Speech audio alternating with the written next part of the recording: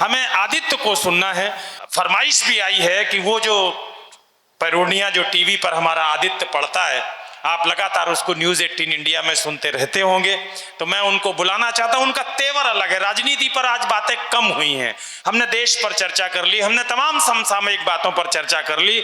जिस तेवर का वो बेटा है, मैं तो राजनीति पर कुछ कहता ही नहीं हूं कभी। एक कवि ने कहा, बस वो 4 पंक्तियां सुना करके आदित्य को आवाज देता हूं कि एक था अंधा, करता था भीख मांगने का धंधा, हिम्मत को सराहना, नेताओं के बीच घिरा हूं, हमेशा नेताओं को लपेटता हूं, आज नेताओं के लपेटे में हूं, उसके बावजूद अपनी बात डंके की चोट पर कह रहा हूं। एक था अंधा, करता था भीख मांगने का धंधा, एक दिन उसने अपनी थाली एक नेता के सामने फैला दी। नेता ने थाली में चवन्नी धर दी और अठन्नी उठा ली। अंधा बोला, नेताजी कुछ तो इंसानियत का परिचय कर दो, जो अठन्नी उठाई है चुपचाप थाली में धर दो। नेता बोला, उल्लू बना देता है, तू तो कहता था अंधा है, दिखाई नहीं देता है। अंधा बोला, नेताजी अब हिम्मत का साथ देना। अंधा बोला, नेताजी जब से तुम जैसे नेताओं का ज़मीर चवन्नी और अठन्नी में बिकने लगा है, तब से हम जैसे अंधों को दिखने लगा है। इस तेवर का एक बहुत ही शानदार कवि जो इस समय हिंदुस्तान में अपना नाम रोशन कर रहा है, आदित्य, जिसने आज इस कार्यक्रम का संचालन भी किया। मैं चाहता हूं कि इस सबसे छोटे बेटे के लिए जो आज इस मंच पर है, अपने दोनों हाथ उठाएं, जोरदार तालियां बजाएं और आदित्य को दावत दें। कि जो बात मानती हो वो घर वालियां मिले, जो बात मान, ऐसे भटकते फिरोगे तो नहीं मिलेगी। बैठ। ओके को मजा आ गया, घर वालियां मिले, अभी है नहीं क्या तेरी? विधायक जी को आभार, आपने कहा कि गाड़ी देंगे, बस ये नहीं बताया कि किसकी देंगे, तो मैं अभी तक थोड़ा सा कंफ्यूज हो रहा हूँ। लेकिन आपका बहुत बहुत आभार कि आप सब कवियों से प्रेम करते हैं और आपने जिस प्रकार आज इस पूरे आयोजन को समेटा है, इस अच्छी टीम बनाने के लिए अजय अंजाम जी के सम्मान में भी एक बार आपकी तालियां जोरदार बजनी चाहिए। मैं शुरू कर रहा हूं। कि जो बात मानती हो वो घर वालियां मिले, ससुराल में भी 3-3 सालियां मिले, मैं रंग में आ जाऊंगा बस एक शर्त है, मैं रंग में आ जाऊंगा बस एक शर्त है, गर एक बार जोरदार तालियां मिले। मैं पैरोडी शुरू कर रहा हूं, इसमें हल्का सा इको डाल देना भैया, है ना? स्वागत भैया।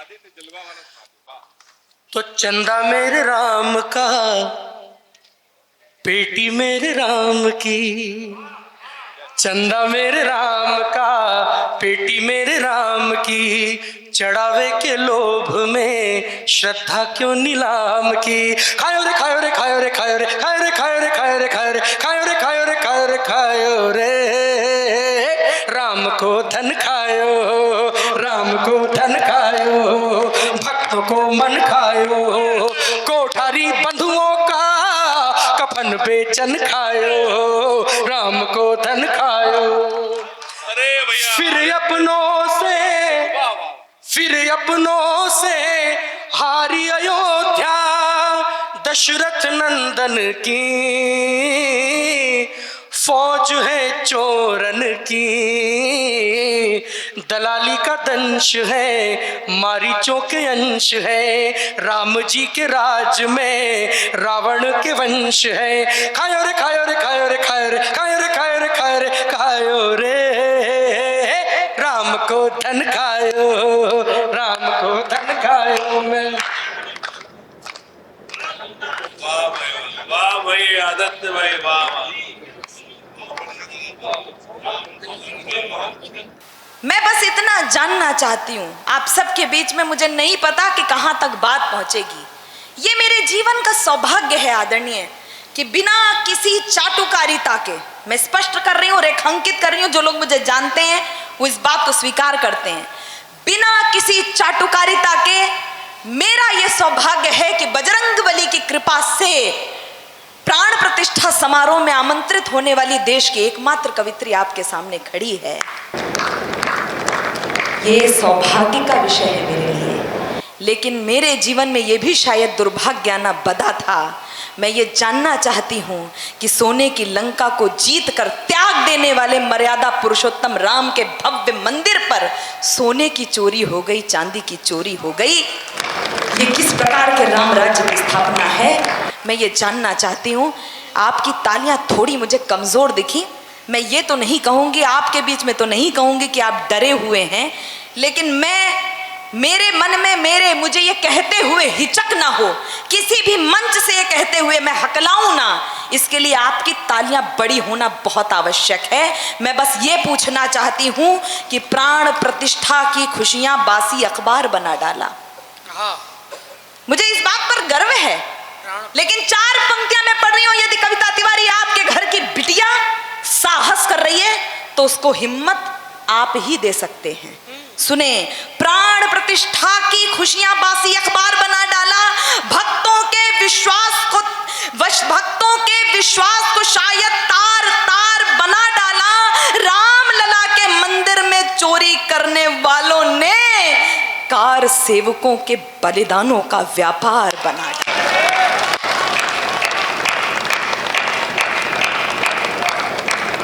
और आपने तालियां शायद इसलिए बजाई हैं कि पाप के पुंज जिनको घेरे हैं, नाम नहीं ले रही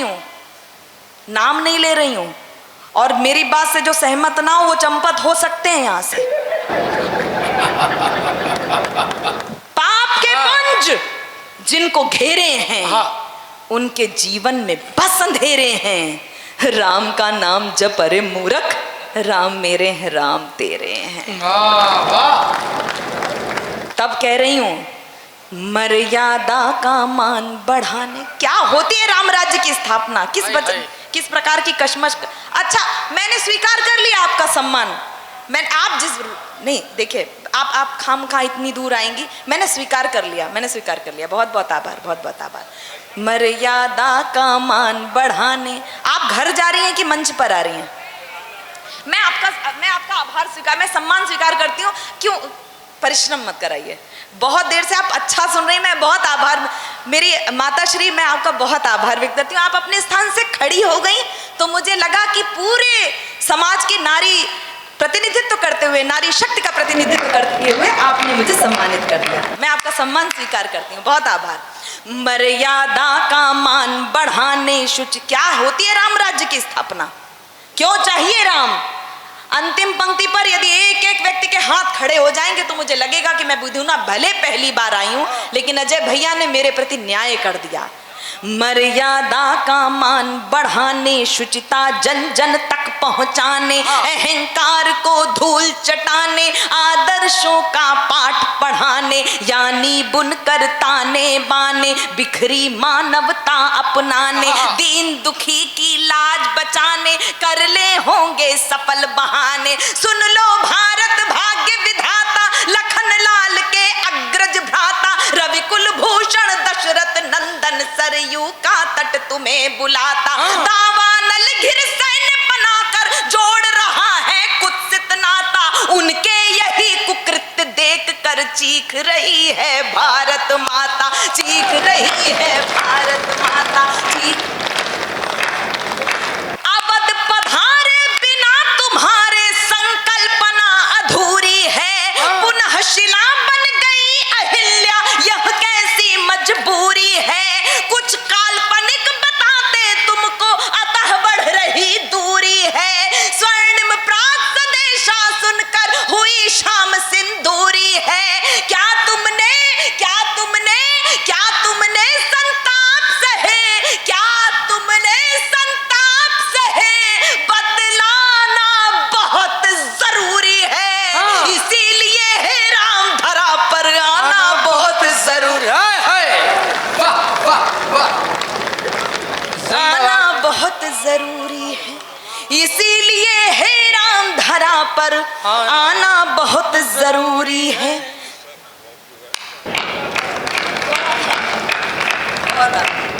आना बहुत जरूरी है। जाति पंथ के हैं झगड़े हैं, अगले पिछड़े के झगड़े हैं, चौराहों से गलियारों तक बिखरे संचित मूल्य पड़े हैं, कुर्सी सिंहासन बन बैठी आपस में संबंध लड़े हैं। माफ कीजिएगा, सभी पार्टियों के दृश्य दिखाई देंगे।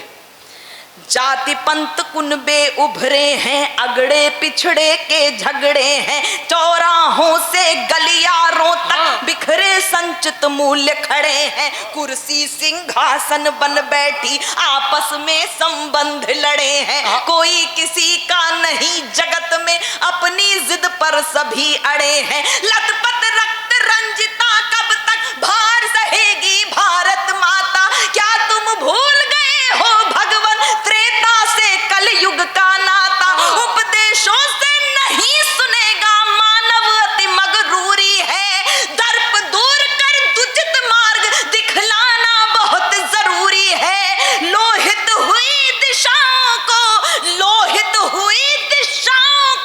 सहलाना बहुत जरूरी है, इसीलिए हे राम धरा पर आना बहुत जरूरी है। ऐसा नहीं लगना चाहिए कि किसी एक पार्टी का ही ये एजेंडा हो सकता है। पार्टियों के नारे होते हैं, लेकिन भक्तों के नारे नहीं, जयकारे हुआ करते हैं। मेरे साथ एक बार दोनों मिठियां भींच के कहिएगा, जय जय सिया राम, जय सिया राम, जय जय सिया राम, जय जय सिया राम। मैं बहुत आभार व्यक्त करती हूँ, 4 पंक्तियां आप तक पहुंचा रही हूँ। मुझे पता है कि समय की अपनी सीमाएं हैं, लेकिन कुछ अच्छा सुनाकर जाना चाहती हूँ। पहली बार भी धुना आई हूँ तो मेरा मोह संवरण नहीं हो पा रहा है कि मैं कुछ अच्छा आप तक सुना दूं। लेकिन आदरणीय, मैंने अभी कहा कि हम सब राम राज्य की कल्पना कर रहे हैं। एक बात और रेखांकित करना चाहती हूँ। आदरणीय, आप सब जानते हैं, मुझे पता है कि खासकर विशेष रूप से उत्तर प्रदेश और बिहार की राजनीति जातियों पर आधारित होती है, सभी मानते हैं इस बात पर। लेकिन एक बात मैं जानना चाहती हूँ, किसी जाति को अपमानित करके आपकी जाति श्रेष्ठ कैसे हो जा रही है? हर पार्टी में हैं ऐसे लोग। मैं बस इतना कहना चाह रही हूं, बात आप तक पहुंच जाए। मैं किस इशारे में कह रही हूं? यूजीसी आया, मैंने उसका विरोध किया। हम यूसीसी का इंतजार कर रहे थे और यूजीसी आ गया, मैंने इसका विरोध किया। मैं 4 पंक्तियां आप तक पहुंचा रही हूं। मुझे नहीं पता कि आप सहमत होंगे या नहीं होंगे। मैं पंक्तियां समर्पित कर रही हूं। यदि औषधि अनुकूल मिले तो सर्पदंश मिट जाता है। मेरे मंच का साथ मुझे चाहिए, इसलिए पंक्तियां पढ़ रही हूं। अगर हम नहीं कहेंगे तो कौन कहेगा? यदि औषधि अनुकूल मिले तो सर्पदंश मिट जाता है, दिनकर की किरणों के आगे तिमिर अंश मिट जाता है, सत्ता के मद से नैतिकता जब अपमानित होती है तब चाणक्य शिखा खुलती है, नंद वंश मिट जाता है। चाहे एक गीत आप तक पहुंचाना चाहती हूं, 4 पंक्तियां सुन लीजिएगा। कोई जर्रा नहीं ऐसा जहां पर रब नहीं होता। मेरी मौसी शबीना मौसी यहाँ उपस्थित हैं, मुझे बहुत स्नेह करती हैं, उन्हें भी ये पंक्तियां बहुत प्रिय हैं, इसलिए समर्पित कर रही हूं। सुने। कोई जर्रा नहीं ऐसा जहां पर रब नहीं होता, लड़ाई वे ही करते हैं जिन्हें मतलब नहीं होता, लड़ाई वे ही करते हैं जिन्हें मतलब नहीं होता। ओ मंदिर और मस्जिद के लिए दीवानगी वालों, वतन से बढ़ के दुनिया में कोई मजहब नहीं होता। पृथक, अगर ये सवाल उठता है कि इस देश में इसे रहना चाहिए, इसे नहीं रहना चाहिए, अगर ये सवाल उठता है कि ये देश किसका है, तो आपकी बेटी कविता तिवारी बता रही है कि ये देश किसका है। पृथक हर धर्म होता है, पृथक परिवेश होता है, पृथकता में रहें मिलजुल के यह संदेश होता है। जहां रहते हो हिंदू और मुस्लिम सिख ईसाई, जो समझे देश को अपना उसी का देश होता। आइए अब मैं जिन्हें आमंत्रित कर रहा हूं, मैं उनका नाम लूंगा और आपकी तालियां बज जाएंगी। मैं जिस हास्य के जादूगर को आमंत्रित कर रहा हूं उनका नाम कविवर जॉनी बैरागी है। जॉनी बैरागी कवि सम्मेलन का हिस्सा नहीं है, मैं जानता हूं कि अपने आप में एक पूरा कवि सम्मेलन करने का कौशल रखते हैं। जरा एक बार जोरदार तालियां बजाकर स्वागत कीजिए। उसके बाद जॉनी भैया। आपकी अगर इच्छा हो तो आपकी मर्जी पड़े तो ताली बजा दो, नहीं तो कोई बात नहीं है। इतना आवाज बड़ी हुई है, आवाज बिल्कुल मत बढ़ाओ। जरूरी नहीं कि जोर जोर से बोले तभी मजा आए। आपको विश्वास नहीं हो तो घर पे जाओ, जोर से बोल करके देख लो कितना नुकसान होगा। जितना धीरे बोलोगे इतना फायदे में, जितना धीरे बोलोगे इतना फायदे में। आदमी यार 10 साल तक एकदम धीरे बिगर बोले देश के प्रधानमंत्री रह लिए मनमोहन सिंह जी, क्या जरूरी जोर से बोला जाए? आप धीरे भी बोल सकते हैं, कोई जरूरी नहीं है जोर से बोलो। मैं आपकी तरफ हूँ, बहुत बहुत धन्यवाद। आपने ये हिंदी का कवि सम्मेलन करवाया। धन्यवाद इसलिए भी नहीं दे रहे हैं सर कि आपने ये कवि सम्मेलन करा करके हमको 2 पैसे दे दिए। हम धन्यवाद इसलिए भी दे रहे हैं कि इस एक राजनेता के जन्मदिन पर हिंदी का कवि सम्मेलन, ये हिंदी हमारी राष्ट्रभाषा ही नहीं है बल्कि हिंदी हमारी माँ भी है, और आपने हमारी माँ का अनुष्ठान करवाया। इसलिए मैं आप तमाम लोगों को बहुत बहुत धन्यवाद देता हूँ, और इस तरह से मैं हर जगह धन्यवाद देता हूँ। आपने पूरी महफिल, पूरा कवि सम्मेलन अद्भुत कर दिया। मैं आपके बीच में बहुत कम समय खड़ा रहूंगा। हमारे आदित्य भाई बहुत अच्छा संचालन कर रहे हैं। ये सकब से कह रहे थे कि हमें तिवारी जी तक, कविता तिवारी जी तक पहुंचना है, जानी बैरागी तक पहुंचना है। मेरा आपसे करबद्ध निवेदन है कि आपको कहीं नहीं पहुंचना है, अपने घर पहुंचना है। आदमी वही फायदे में जो घर पहुंचेगा। आप इन देश के बड़े कवियों को सुनेंगे, ये दिल्ली, बंबई, बेंगलोर, हैदराबाद, जाने कहाँ कहाँ जाते हैं। मैं कहीं भी नहीं गया हूँ, मैं मेरे घर से सीधा यहीं आया हूँ और यहाँ से वापस मेरे घर चला जाऊंगा। नहीं, अपन 10-10, 20-20 दिन तक इधर उधर घूमते फिरो, क्या मतलब है? अपन इधर उधर घूमते फिरो और अपने घर के सामने फिर दूसरे घूमते फिरे, क्या मतलब है? इसलिए अपन घर पे रहो। मैं घर का रहने वाला आदमी हूँ। आपकी सारी समस्याएं खत्म है, और जो समस्या है वो समस्या कोई बता ही नहीं रहा। जो समस्या, उस समस्या को कोई बताने के लिए तैयार नहीं है। ऐसा हो गया देश में, वो ऐसा हो गया। अरे यार मेरे भाई, बहुत कुछ हो गया, और जो बहुत कुछ हो गया वो कोई बताने के लिए तैयार नहीं है। मेरा ये मानना है, अजय भैया कहाँ जा रहे, कोई बताने के लिए तैयार नहीं है। समस्या ये है कि ये कहाँ जा रहे हैं, और ये समस्या सब पे थोड़ा सा आवाज बढ़ा दो, ऐसा उन्होंने कहा है। मैं तो फिर भी नहीं कहना चाह रहा था। अब कोई भी बीच में से नहीं जाए। सीटी मत बजाओ, मैं सीटी जैसा आदमी नहीं, आवश्यकता ही नहीं है आपको सीटी से। मैं ना तो इस तरह की आपको आक्रोशित करूंगा और ऐसा कुछ भी नहीं। हाशिम भाई को तो मेरे यहाँ कलेक्टर ने एक बार 1.5 साल तक बिल्कुल बोले, यार वो आदमी कमाल का आदमी, लोगों के रोंगटे खड़े हो जाते हैं ये पढ़ता तो। एक बार बुलाया भैया, लोगों के रोंगटे खड़ा कर दिया, ये चला गया ट्रेन में बैठ के। 3 दिन हो गए, वहां रोंगटे ही नहीं बैठ रहे लोगों के, रोंगटे खड़े के खड़े। छोटे छोटे बच्चे चड्डी बनियान नहीं पहन पा रहे। डॉक्टरों को बीमारी समझ में नहीं आ रही, बोले बीमारी काहे की, बोले रोंगटे की। मैं आपके रोंगटे नहीं खड़ूंगा, आपके रोंगटे सलामत रहे मेरे भाई। नहीं, सस्पेंस पैदा होता है, सबसे बड़ी सवाल।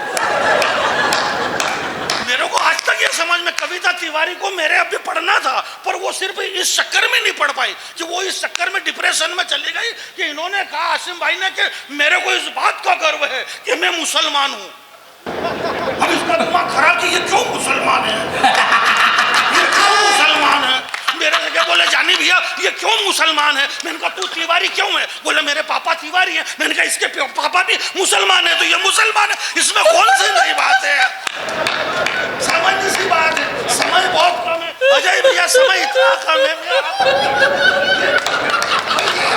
कम समय में कम, जिंदाबाद जारी जब ये कह रहे हैं कि टाइम कम है, भाई साहब बहुत अच्छे रखने के लिए, आज पहनाने के लिए आ रहे हो। आप पहनाओ, मैं बहुत बढ़िया कवि हूँ, नहीं पहनाओ तो बैठो आप, कोई दिक्कत नहीं, मेरे को कोई दिक्कत नहीं है। मैं बहुत बड़ा कवि हूँ, बड़ा कवि हूँ। ये हेमंत पांडे कह रहे थे व्हाट्सएप ग्रुप में, और वो बोले अजय अंजाम जी तुमने कमाल कर दिया, तुम्हारा फोटो सबसे नीचे छपा।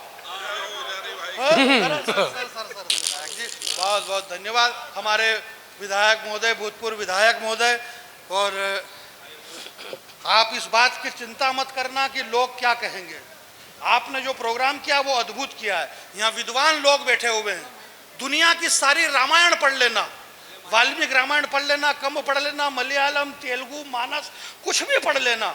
जब हनुमान जी को शक्ति लगी, लक्ष्मण जी को शक्ति लगी, हनुमान जी संजीवनी बूटी लेकर के आए, लक्ष्मण जी ठीक हो गए, राम रावण युद्ध हुआ, राम जी राजा बन गए। पूरी रामायण पढ़ लेना, रामायण में ये कहीं भी लिखा हुआ नहीं है कि लक्ष्मण जी ने हनुमान जी से ये कहा कि तुम्हारा बहुत बहुत धन्यवाद।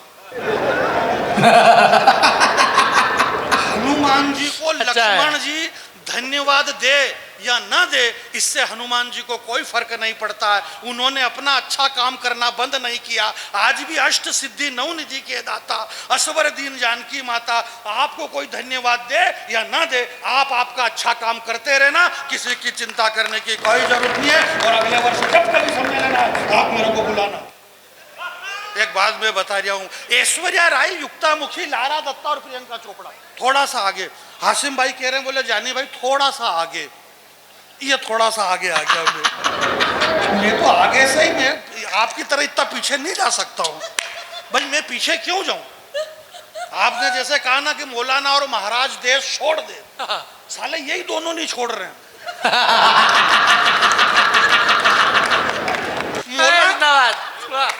और ये जो आज भारत देश में 140 करोड़ हो गए ना, ये इसी चक्कर में हो गए। मौलाना कह रहा कि पहले तू छोड़, महाराज कह रहा कि पहले तू छोड़, इस चक्कर में दोनों नहीं छोड़ रहे और आबादी बढ़ती जा रही है मेरे। ऐश्वर्या राय, युक्ता मुखी, लारा दत्ता और प्रियंका चोपड़ा।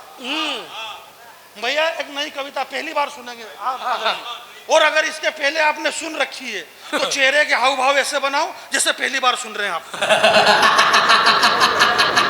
क्योंकि जो घटना घट रही है, ये जो खाने पीने का सिलसिला, भैया शुरू से बता दिया, खाना पीना बंद कर दो। खाना, मेरा ये मानना है कि आप चालू रखो, कोई दिक्कत नहीं है भाई। जो खाएगा वो जिएगा, जो नहीं खाएगा वो मर जाएगा।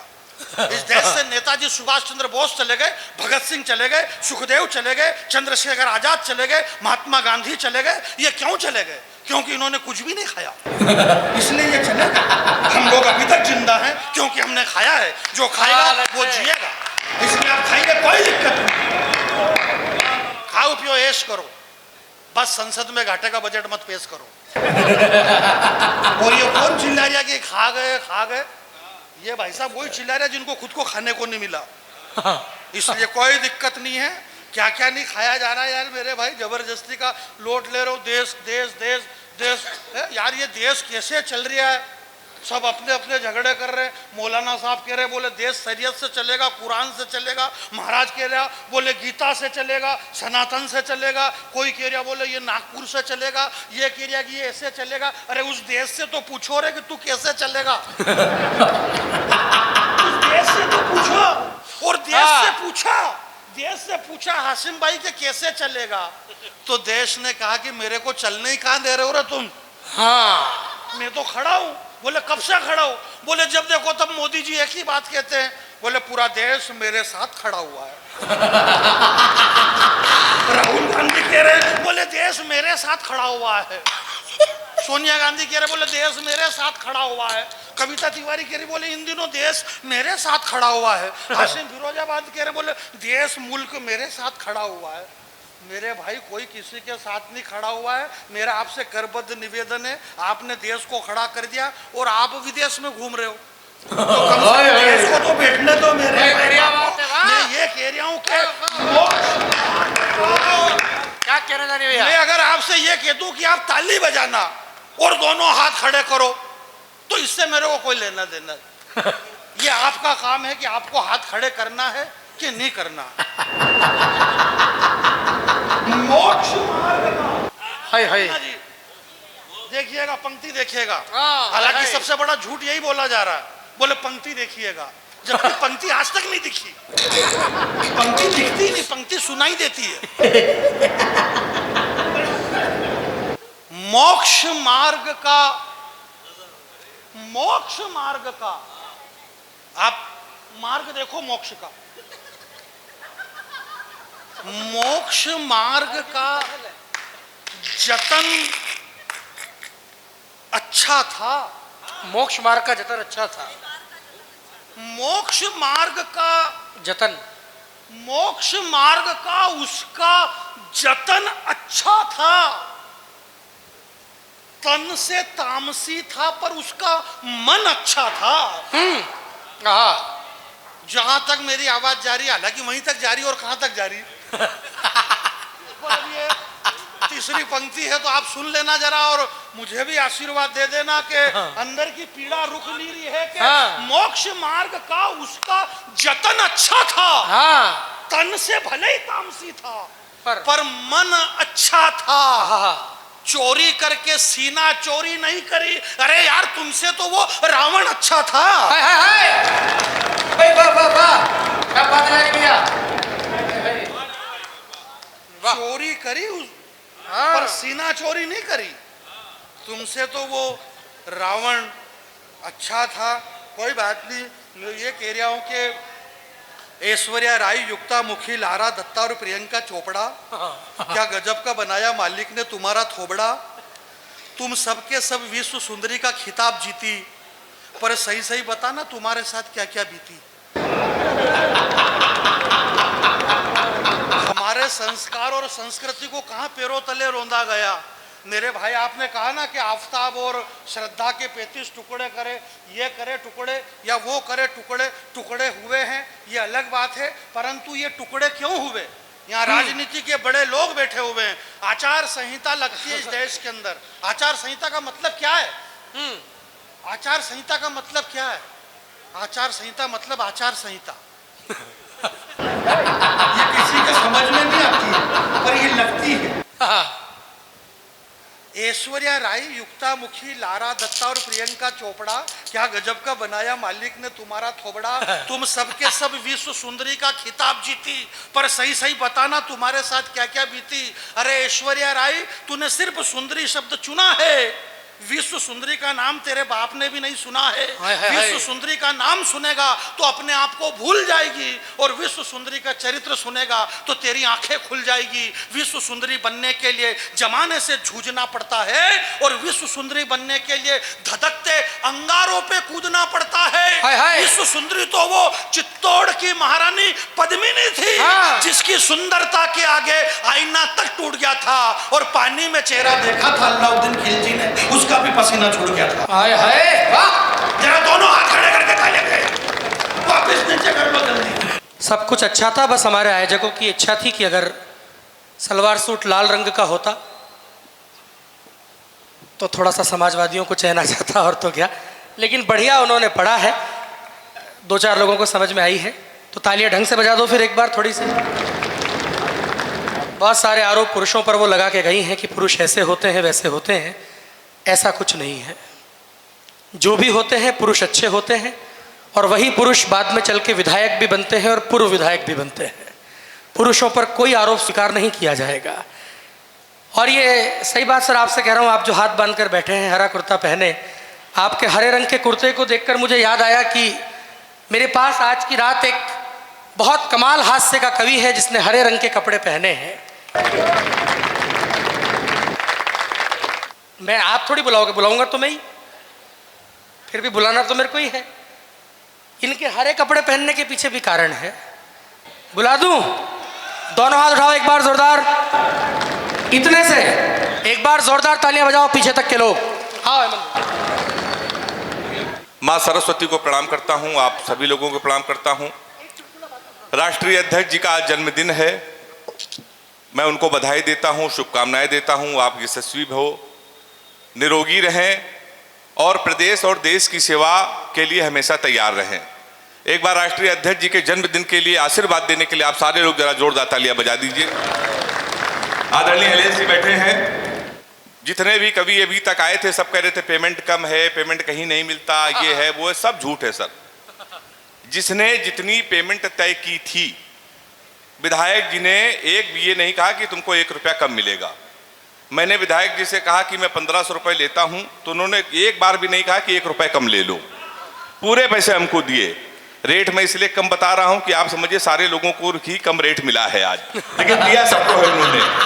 हमारे प्रदीप यादव जी बहुत ही लोकप्रिय विधायक हैं, तमाम बार कवि सम्मेलनों में आया हूं, मुझे सौभाग्य मिला है कि आपने नीचे बैठकर सुना है। अशोक यादव जी लगातार मुझे बुलाते रहते हैं। बहुत अच्छा आप सुन रहे हैं सर। मैंने आज तक इतना हैंडसम विधायक अपने जीवन में नहीं देखा, पूरे जीवन की बात बता रहा हूं। हाँ भैया, तुम्हें अच्छा नहीं लग रहा हम इनकी तारीफ कर रहे हैं?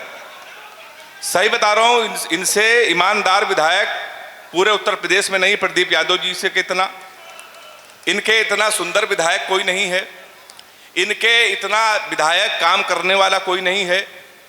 मैं आदरणीय विधायक जी की तारीफ और करना चाहता था, पर मोदी जी ने कहा है बेटा तेल का प्रयोग थोड़ा कम किया करो। एक बार हाथ उठा के ताली बजाओ। धन्यवाद भैया। 10-15 मिनट के लिए शुरू हो जा रहा हूं। मेरा स्वास्थ्य बहुत खराब है, कई दिनों का मैं जगा हूं, कल तो रात में सो नहीं पाया था। सुन बहुत अच्छा आप रहे हैं। विधुना जब भी आना होता है, विधायक जी का प्यार लगातार हम लोगों को मिलता है। भाभी जी बैठी हुई हैं, मैं आपको प्रणाम करता हूं। अच्छा भाभी ना कहें, दीदी जी बैठी हुई हैं, और हमें लग रहा है कि दीदी जिस तरह आप सुन रही हैं, हमको लग रहा है किसी विधानसभा के चक्कर में ही हैं आप। हाँ ताली बजाइए जरा दीदी के लिए। नहीं, महिलाओं को हमने इतना सुनते कभी देखा नहीं है। जो कभी आ रहे हैं आप, भले उनकी कविता समझ में आए ना, इसमें तालियां ठोक रही हैं आप। और विधायक जी इनकी पैरवी कीजिएगा इस बार। अब विधायक जी को डर लग रहा है कि हमारी विधानसभा से कहीं ना मांग ले, ऐसा नहीं है। हाँ तो फिर बहुत अच्छा फिर चलेगा। तो सर मैं बस 15-20 मिनट के लिए हूँ। देखिए हास्य के परमाणु बम जानी बैरागी जी बैठे हैं, हमारे बड़े भाई हासिम जी हैं। ओज का सबसे बड़ा नाम इस मंच पर हमारी बहन कविता तिवारी जी हैं। शायरी का सबसे बड़ा नाम इस मंच पर सबीना अदीब जी हैं। अजय भैया जो आपके औरैया से निकलकर पूरे हिंदुस्तान के हो गए। हमारा छोटा भाई बहुत अच्छा संचालन कर रहा है। अशोक यादव जी तो मेरे संरक्षक हैं। ऊट पटांग जी ने भी बहुत अच्छी शुरुआत करी है। मैं भी 20-25 मिनट आपके बीच में रहूंगा। अच्छे से सुन लिया तो ठीक है, नहीं तो इन बाकी कवियों का नंबर कल ही आएगा। मैं कानपुर का रहने वाला हूँ। कानपुर आपके बिल्कुल बगल में है। आपको मालूम है, दुनिया में आप कहीं भी चले जाइए, आप कभी कानपुर आएंगे तो आपको लगेगा इतने अद्भुत लोग केवल कानपुर में ही रहते हैं। कभी आप बनारस जाइए, रेलवे स्टेशन पर उतरिए, वहां लिखा रहता है बनारस का पान आपका स्वागत करता है। आगरा जाइए, वहां उतरिए, वहां लिखा रहता है आगरा का पेठा आपका स्वागत करता है। हमारे कानपुर आइए, रेलवे स्टेशन पर उतरिए, वहां लिखा रहता है रूपानी चप्पल आपका स्वागत करता है। मैं साहब उसी कानपुर से आया हूं। देखिए हम सारे कवि हैं, किसी के दल के नहीं होते। हम लोगों को जो बुला लेता है उतनी देर उसी दल के हो जाते हैं। मैं बहुत ईमानदार कवि हूं। हाँ, सामने जिस दल का नेता बैठता है मैं उन्हीं की तारीफ में केवल कविताएं पढ़ता हूं। सही बता रहा हूं प्रदीप जी। एक बार एक सपाई की भाजपाई से हो गई लड़ाई। तो सपाई ने कहा क्या है तुम्हारे पास। अब मैं जिनका जिनका नाम ले रहा हूं, राजनीति वालों सब जानते हैं, उन जिनका जिनका नाम ले रहा हूं सारे लोग सांसद हैं। और आपको व्यंग में अगर मजा आ जाए तो हाथ उठा के ताली बजाना। सपाई ने कहा तुम्हारे पास क्या है। तो भाजपाई ने कहा हमारे पास कानपुर से रमेश हैं। रमेश अवस्थी जी सांसद हैं, कविता जी जानती हैं। कानपुर से रमेश हैं, लखनऊ से दिनेश हैं, नोएडा से महेश हैं, बांसगांव से कमलेश हैं। सपाई ने कहा हमको हल्के में लेते हो, हमारे यहाँ कई नेता विशेष हैं। कन्नौज से अखिलेश हैं, फतेहपुर से नरेश हैं, जहां से तुम राम को लाए थे वहां से अवधेश हैं। ताली बजाएं। सही है सर प्रदीप जी। हाँ अब समझ गए हम आपके काम के कवि हैं। हाँ कवि सम्मेलन लगातार कराते रही है अजय भैया के द्वारा। हाँ तो आप समझ गए होंगे सर, हम उसी उत्तर प्रदेश कानपुर के रहने वाले हैं। अभी हम लाफ्टर शो की शूटिंग कर रहे थे मुंबई में। वहां से लौट कर आए तो हमारी घड़ी खराब। हमने जीवन का सबसे बड़ा पाप ये किया कि कानपुर वाले से टाइम पूछ लिया। हमने कहा भैया टाइम क्या हो रहा है। तो हमसे कहने लगा ऐसा गुरु तुरंत यहाँ से निकल लो, टाइम बहुत खराब है। हमारे मुंह बिल्कुल में लगना, नहीं तो तुम्हारा टाइम भी खराब हो जाएगा। तो हमने कहा भाई टाइम ना बता दो, ये बता दो तेरा मूड क्यों खराब है। उसका जवाब सुनना और आप लोग ताली बजाना। हम तुम्हारा मूड क्यों खराब है। तो उसने कहा भाई साहब एक लड़की से केवल हमने इतना कहा कि बड़ी कमजोर है, कुछ खाया कर, वो हमारा 50,000 रुपए खा गई। तुम साले हमारे मुंह लगे हुए हो। हमारे मुंह बिल्कुल में लगना बहुत भरे बैठे हैं। तो हमने कहा ऐसा क्या हुआ। कहीं हुआ कुछ नहीं। भाई साहब एक लड़की के चक्कर में 5 साल से लगे थे। हम समझते थे हमसे प्यार करती है, मुझसे प्यार करते हैं। हम उसको दुनिया की सबसे मर्यादित सबसे संस्कारित लड़की समझते थे। तो इसमें हुआ क्या। कहीं हुआ कुछ नहीं। हमारे यहाँ नगर निगम का चुनाव चल रहा है, उसको मिल गई है पार्षद की टिकट। पूरे शहर में होल्डिंग लगी है युवा दिलों की धड़कन पुष्पा पाल। तुम हमसे टाइम पूछ रहे हो। लोग तो नारा लगा रहे हैं, मोहर मारो तान के पुष्पा को पहचान के। कह रहे लड़का कान में नारा लगा रहा है, इस बार हाथ उठा के ताली बजाना, लैया बड़ी करारी है, पुष्पा पाल हमारी है। क्या बढ़िया सुन रहे आप। तो सर हमारा उत्तर प्रदेश बड़ा अद्भुत है। हमारे जानी बैरागी जी आए हैं, धार आए हैं, मध्य प्रदेश से आए हैं, कई लोग दिल्ली से आए हैं, मुंबई से लोग आते हैं। आपको मालूम है सर, मुंबई के लोग अपने बच्चों को फिल्म स्टार बनाते हैं, करोड़ों खर्चा करते हैं ना सर। दिल्ली के लोग अपने बच्चों को डॉक्टर बनाते हैं, इंजीनियर बनाते हैं, लाखों खर्चा।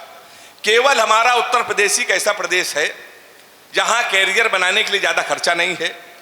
350 का कुर्ता लीजिए, 250 का सफेद पैजामा, 300 के सफेद जूते, 50 रुपए का काला चश्मा, 40 रुपए का अंगूछा, हमारे यहाँ तैयार हो जाता है युवा हृदय सम्राट। होता है तो हाथ उठा के ताली बजाइए जोरदार, होता है ना सर, है ना सर।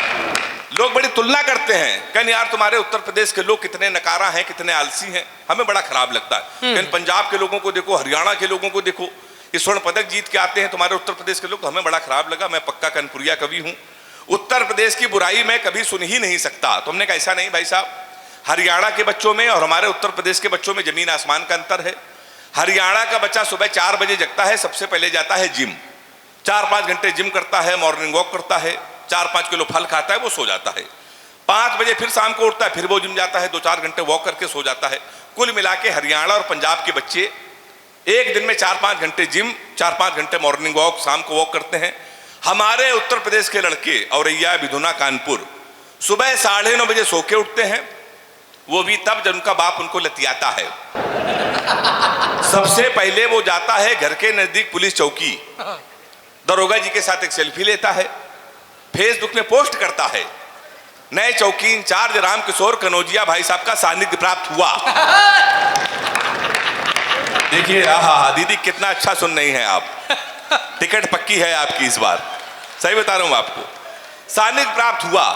भाई साहब वो सो जाता है, शाम को 7-8 लड़कों से जो बियर की बोतल खोलता है, उसी दरोगा को प्रेशर में लेने के लिए स्पीकर खोल के फोन करता है, दरोगा जी नमस्कार, पहचाना? अब दरोगा जी समझते हैं गुरु समय तो इसके मुंह न लगो, इस समय तो उसके लगी हुई है। दरोगा उसका फोन काट देता है। वही दरोगा 12 बजे मारते मारते थाने लेके आता है, आपकी सेल्फी डालता है वो दरोगा, गुड्डू भैया 100 ग्राम चरस साथ धरे गए। फिर गुड्डू भैया की होती रात भर कुटाई। 3 दिन बाद लोकल विधायक जी उसकी पैरवी करते हैं, फिर वो छूट के आते हैं। शहर का सबसे बड़ा भंडारा करवाते हैं, अगर भंडारे में गर्म पूड़ी न मिली तो गोली चलवा देते हैं। शहर का फीता काटते हैं, तो हम लोग फीता काटने के लिए हैं। उत्तर प्रदेश के लिए तालियां आप बजा सकते हैं जोरदार।